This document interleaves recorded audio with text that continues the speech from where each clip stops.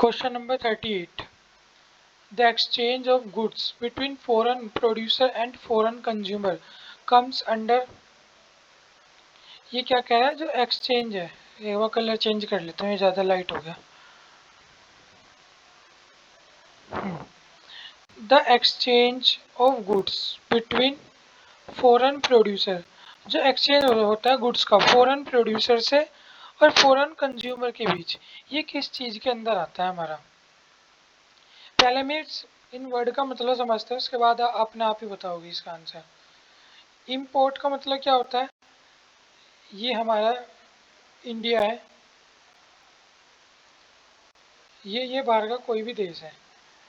जब हम यहाँ से सामान इंडिया में मंगाते हैं, सामान क्या खरीद रहे हैं, तो इसे हम क्या बोलते हैं, इम्पोर्ट। जब यहाँ से बनाई हुई कोई भी चीज़ हम बाहर क्या करते हैं, बेचते हैं, तो इसे क्या करते हैं, एक्सपोर्ट। हम जो हम मंगाते हैं उसे इम्पोर्ट करते हैं और जब बेचते हैं उसे क्या करते हैं, एक्सपोर्ट। इम्पोर्ट एक्सपोर्ट में समझ आया। लेकिन ये क्या कह रहा है, exchange of goods between. Exchange का मतलब लेना देना करना, लेन देन को एक्सचेंज बोलते हैं। Between foreign producer and foreign consumer. हल्का सा स्पेस और चाहिए होगा, यहाँ बना लेते हैं।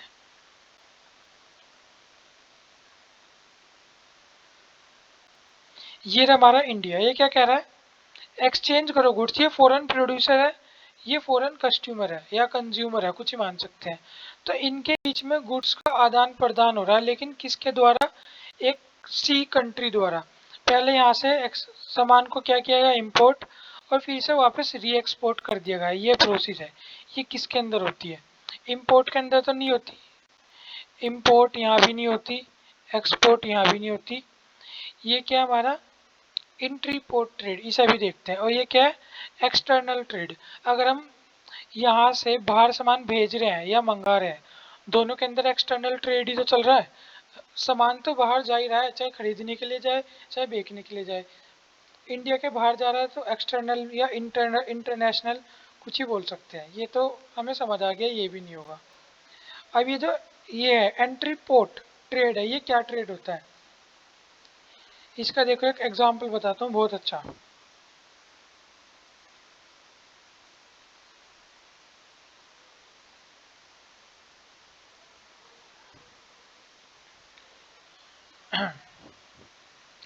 ये है मान लो एक country south Africa,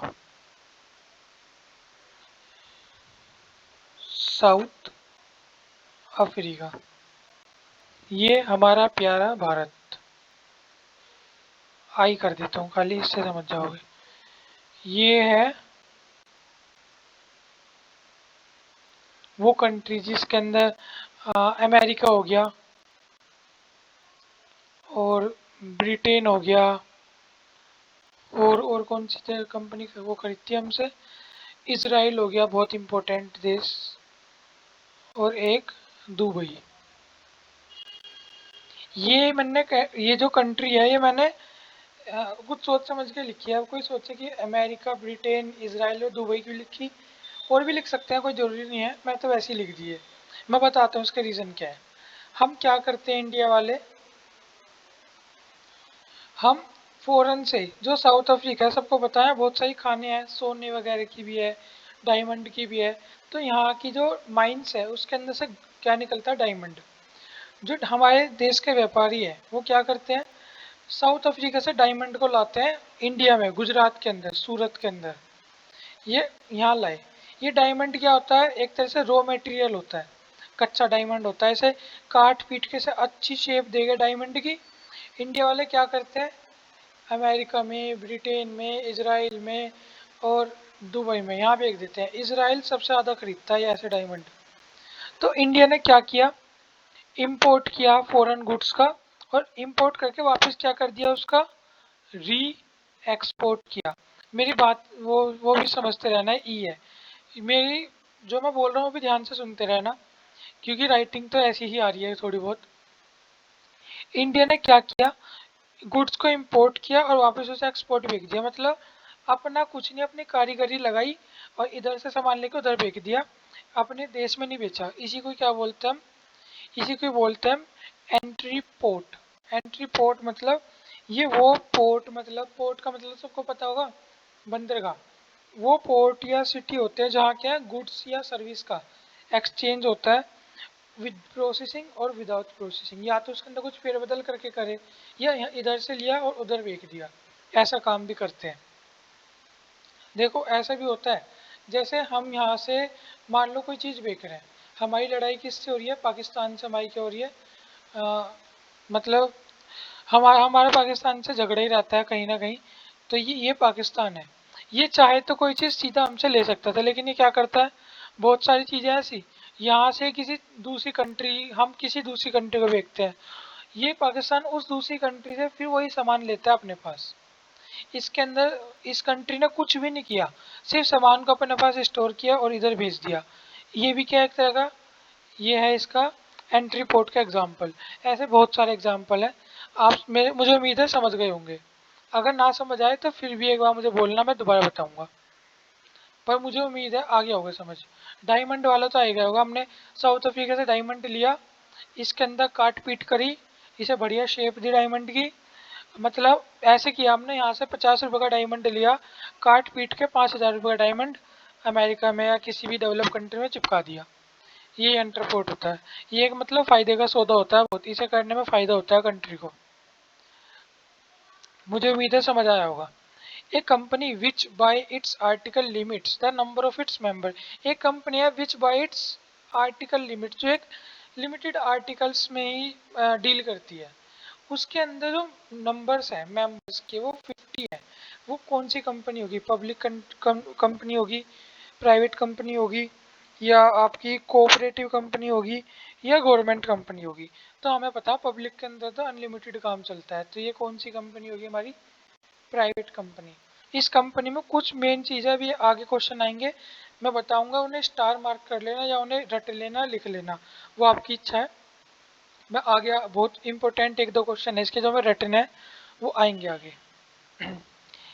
next question, partner who are neither entitled to take part in management nor do these no nor do they invest or get a share of profit are, ये कह रहा है वो पार्टनर जो ना तो company की जो वो होती है एंटाइटल्ड, मतलब जो कंपनी की जो भी कार्रवाई होती है ना तो उसमें भाग लेता, ना मैनेजमेंट का हिस्सा होता या मैनेजमेंट के काम में कुछ करता, यही था क्या, और क्या है ना इन्वेस्ट करता और ना कोई शेयर लेता प्रॉफिट के लिए, ऐसे पार्टनर को हम क्या बोलते हैं, इस तरह के पार्टनर को बोलते हैं हम साइलेंट पार्टनर, जो इनएक्टिव तरीके से कंपनी के अंदर रहते हैं, ये बहुत फायदा पहुंचाते हैं कंपनी को।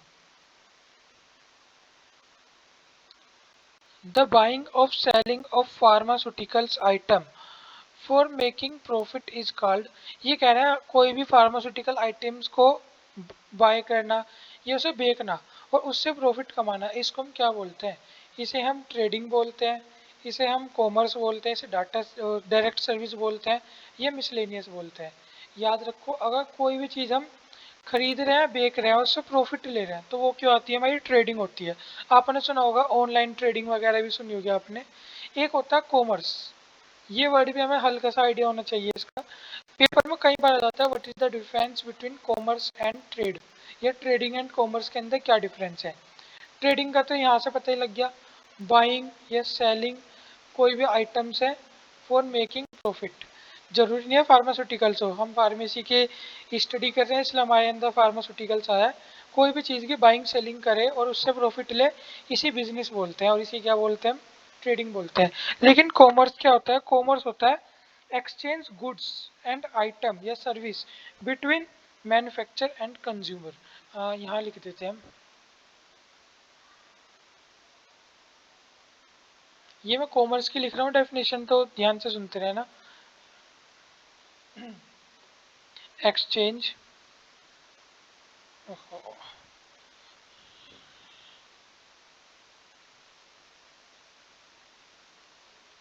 exchange of goods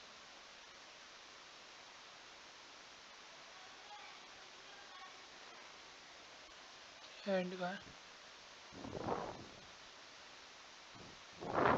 exchange of goods and service between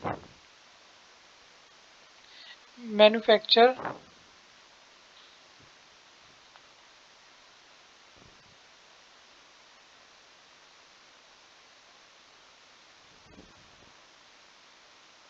क्या है? Exchange of goods between goods और सर्विस का एक्सचेंज, मैन्युफैक्चरर कंज्यूमर के बीच करना, यही क्या होती है हमारी, इसी बोलता है commerce.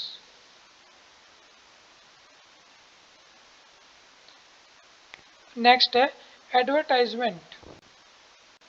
Advertisement and salesmanship help to remove, अगर हम किसी भी चीज़ का एडवर्टाइजमेंट करवाते हैं या सेल्समैनशिप, मतलब जो आपने देखा होगा अगर कोई कभी मोबाइल खरीदने गया हो किसी स्टोर वगैरह पे, मतलब मोबाइल स्टोर पे, दवाई वाले स्टोर पे नहीं, जाते हैं तो वहाँ क्या होता है, बहुत सारे सेल्समैन होते हैं। एक सैमसंग का बैठा रहेगा, एक ओप्पो का, कोई वीवो का, कोई फुलाने का, कोई दिखाने का, एप्पल का, इन सब के बैठे रहते हैं। ये सेल्समैन ही होते हैं एक तरह के। या एडवर्टाइजमेंट के बोर्ड लगे रहते हैं बहुत बड़े बड़े। ऐसी बहुत सी चीज़ें जो हमें पता नहीं होती, लेकिन बोर्ड पे देख के हमें पता लग जाता है अच्छा इस चीज़ की होती है। फिलहाल हम बात करते हैं जो एडवर्टाइजमेंट है, ये क्या करता है, हिंड्रेंस ऑफ प्लेस। हिंड्रेंस का मतलब होता है रुकावट, प्लेस की रुकावट करता है नहीं। अब जगह थोड़ी ना घेरता वो, हाँ मतलब घेरता है, लेकिन इससे बर्बाद नहीं करता वो जगह। हिंड्रेंस ऑफ पर्सन, पर्सन की रुकावट करता नहीं, सेल्समैन में तो पर्सन होती है। फाइनेंस की रुकावट करता नहीं। ये क्या करता है, अनअवेयरनेस को क्या करता है, कम।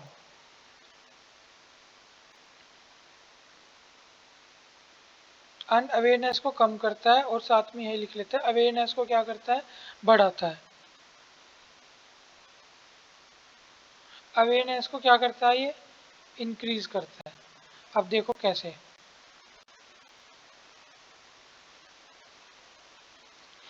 अब हम किसी कहीं भी गए, वहाँ हमें सेल्समैन मिलेगा, हम किसी भी जनरल स्टोर पे गए, हमने वहाँ देखा कि एक करेले का जूस रखा है, मेडिकल स्टोर भी चले गए हम, करेले का जूस रखा है।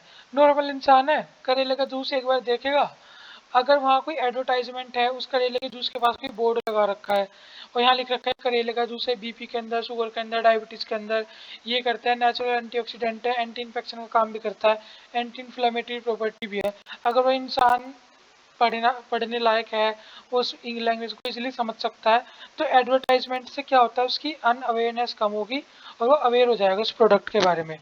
अगर उससे कुछ ऐसी प्रॉब्लम हुई कि उसे डायबिटीज़ बीपी शुगर है, या वो एक हेल्दी लाइफ के लिए उसे यूज़ करना चाहता है, तो एडवर्टाइजमेंट से उसे नॉलेज मिली इस बारे में, और उस प्रोडक्ट को क्या कर लेगा, बाय कर लेगा। लेकिन बहुत से ऐसे भी होते हैं, चाहे सब कुछ सामने लिखा हो लेकिन वो पढ़ के राजी नहीं कुछ भी। तो ऐसे इंसान के लिए कंपनी को क्या रखने पड़ते हैं, सेल्समैन। जैसे ही वो कंपनी में घुसेगा, आदमी जैसे घुसेगा, अगर उसकी गलती से भी नज़र पड़ गई वहाँ करेले की तरफ, तुरंत वो इंसान क्या हो जाएगा, एक्टिव हो जाएगा। वैसे तो घुसते ही जैसे ही उसका काम हो जाएगा, वो तुरंत बताने लगते हैं अपने प्रोडक्ट, लेकिन अगर उसने देख लिया तो उसे लग जाएगा हाँ ये इंटरेस्टेड है, फिर वो उनके पास आएगा। मतलब अच्छी चीज़ है, मैं इसे गलत नहीं बता रहा हूँ, अगर कोई अवेयर कर रहा है तो ठीक है, लेकिन ना कभी भी गलत चीज़ों को प्रमोट नहीं करना चाहिए। ये काम कंपनीज का होता है कि वो गलत प्रोडक्ट ना बनाए और अपने प्रोडक्ट को गलत तरीके से प्रमोट ना करवाए, कि उसके अंदर लिख दे कि करेला एक्सट्रैक्ट है और सिर्फ कड़वापन डालने के लिए कुछ भी डाल दिया, उसके अंदर करेला है ही नहीं। ये गलत चीज़ है।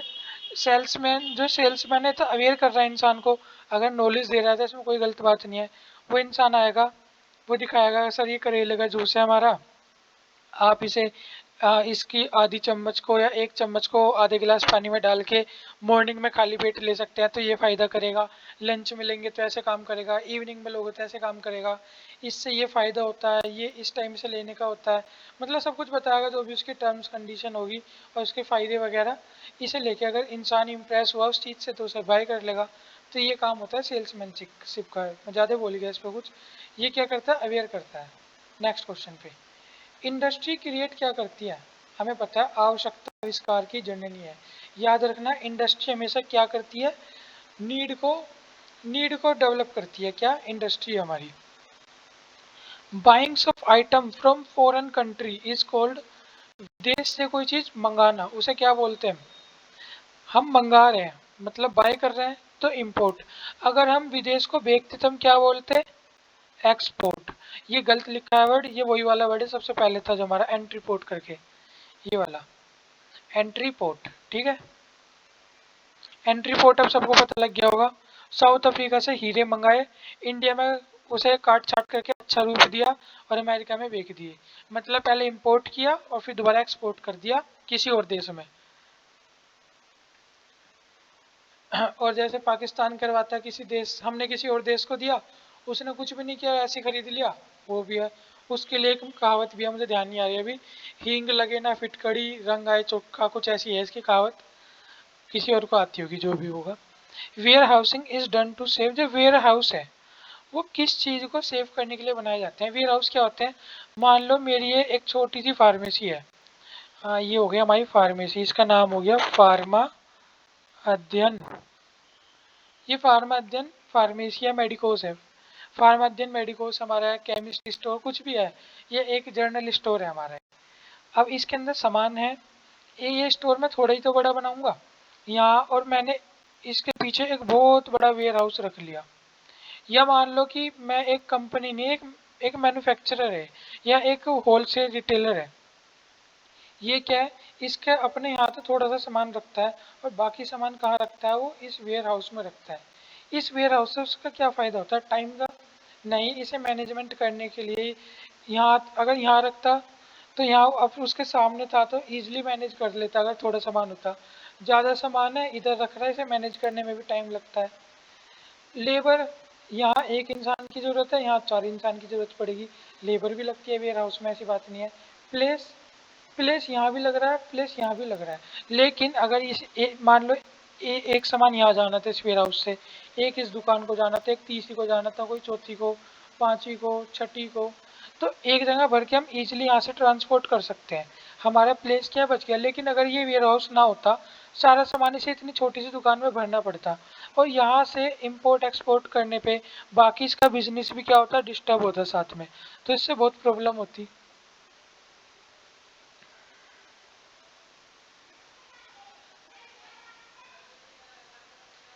तो जो वेयर हाउस होता है क्या सेव करता है, हमारे प्लेस को सेव करता है। मतलब एक बार हमने प्लेस ले लिया, अब वहां से हमें अब बहुत अलग अलग जगह, मतलब हमने एक वेयर हाउस ले लिया, तो इससे हम इजीली हर जगह एक्सपोर्ट करते हैं। अब हमें अलग अलग जगह वेयर हाउस लेने की जरूरत नहीं पड़ेगी, तो इतने सारे प्लेस को सेव कर दिया ना अकेले ने, तो यही काम होता है इसका।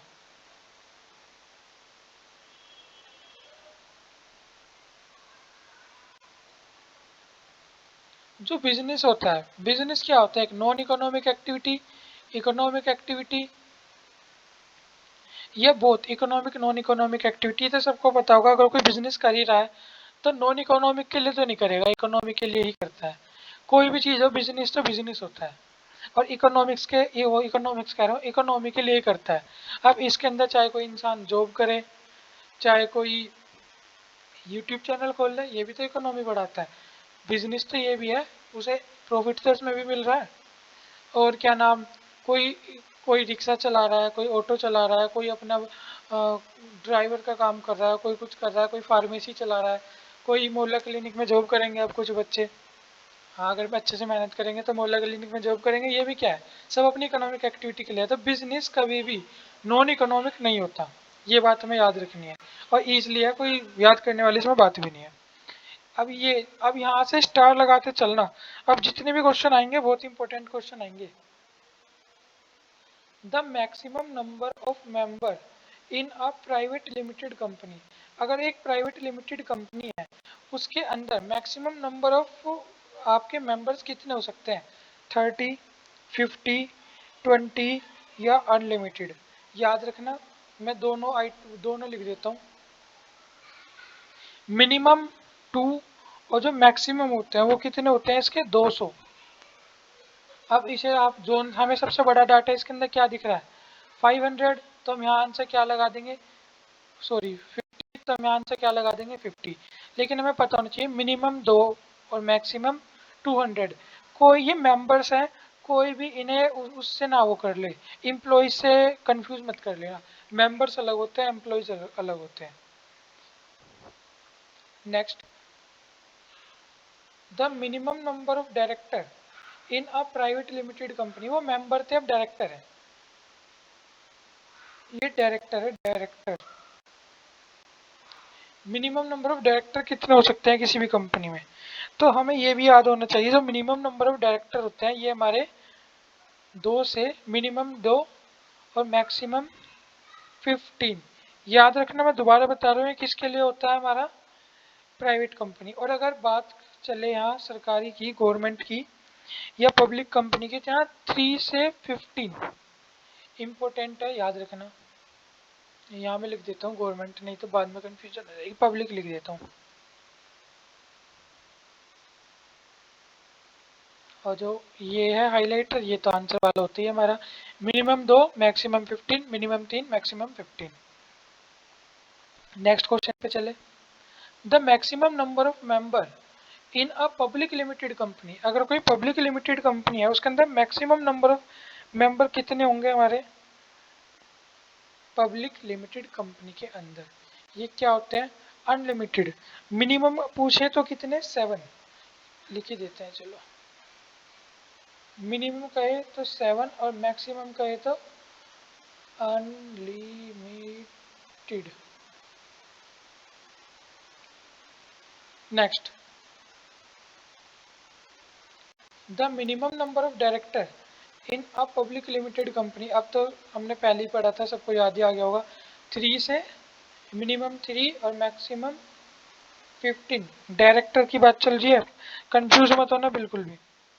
और हाँ, कोई कोई कंपनी ऐसी भी होती है जो सिंगल, क्या बोलते हैं उसे हम, सिंगल डायरेक्टर कंपनी भी होती है, जिसका एक सिंगल ओन होता है, वो अपनी कंपनी शेयर्स वगैरह में या मार्केट में नहीं उतारते, तो सिंगल भी रहते हैं। ऐसे नहीं है कि एक से काम ही नहीं चलने का, एक भी रह सकता है मालिक अगर वो चाहे तो। फिर उसे अपनी मार्केट, जो कंपनी है वो मार्केट में नहीं उतारनी, वो वैसा ट्रेड करेगा, लेकिन अपनी शेयर्स वगैरह जैसे बेचते हैं ये जो निफ्टी है, सेबी है, यहाँ उसकी कंपनी नहीं आएगी। The number of partners in a firm has been specified in, अगर कोई फर्म है उसके अंदर नंबर ऑफ पार्टनर है, ये इसके बारे में कहाँ से हमें जानकारी मिलती है, या ये इनका कहीं लेखा जोखा भी रखना पड़ता है, कहाँ होता है हमारा? ये होता है the company act 1956। The registered, the registration of partnership is, जो रजिस्ट्रेशन है पार्टनरशिप का, वो क्या होता है हमारा? ऑप्शनल। जरूरी नहीं रजिस्ट्रेशन हो भी और नहीं भी। The maximum number of partner in a firm carrying a general business, अगर जो मैक्सिमम नंबर है पार्टनर्स का किसी भी फर्म में जनरल बिजनेस करें 20 तक होता है। Thank you.